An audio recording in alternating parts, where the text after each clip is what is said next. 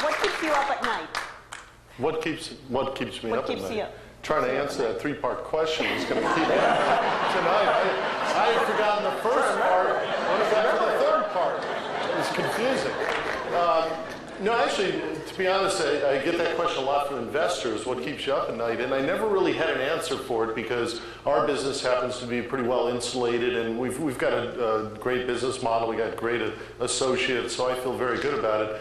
But I never thought that there would be the dislocation in the credit markets like we saw.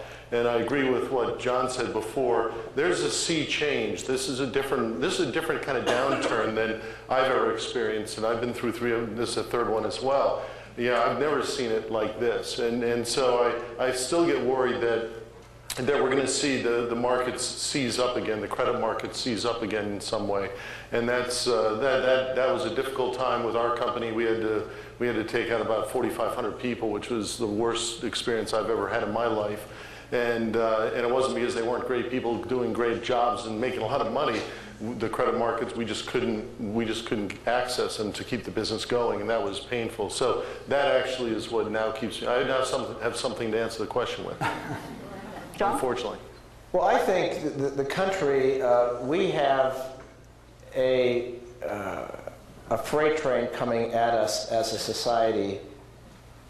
I'm not suggesting we're like Greece or like the pigs or whatever the different acronyms are, but if you look at the revenues we take in at the national level and what we spend, and if you were to, I couldn't sign the statements for the United States government.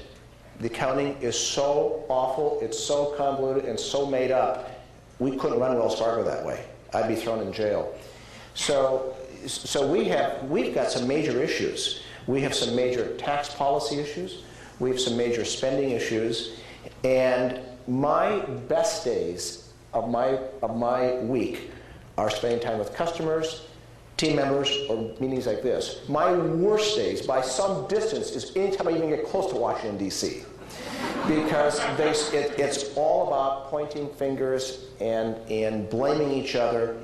And we have big opportunities to be the next greatest generation, but we've got to come together. We have to use our differences to be, like Don said, I like the cement analogy, and we have big things to do, and time is not our friend here. So we should figure out a way that every American can live with dignity and with health care and green energy or green the planet, and free trade policies that are also fair trade policies. I mean, we can go on, but we have got big issues, and it's later than we think. That's what I worry about. Don, does anything keep you up at night? Yes, I think Stephen talked to it. John talked about it earlier, about it being lonely at the top. Each of us have an unbelievable responsibility to guide our employees through this. Their lives, their well-being, the way they go home to their families every night, we affect their lives. We've had to face enormously challenging economic times, and every individual human being that you have to confront when you're contracting to get through this process keeps you up at night. It makes your stomach hurt. And when you stop feeling that way, you should get out. Because every single individual is our responsibility to help get them through this, to protect their lives, their careers, and their families. And their well-being is the single biggest thing that keeps me up at night. It's very good to hear that.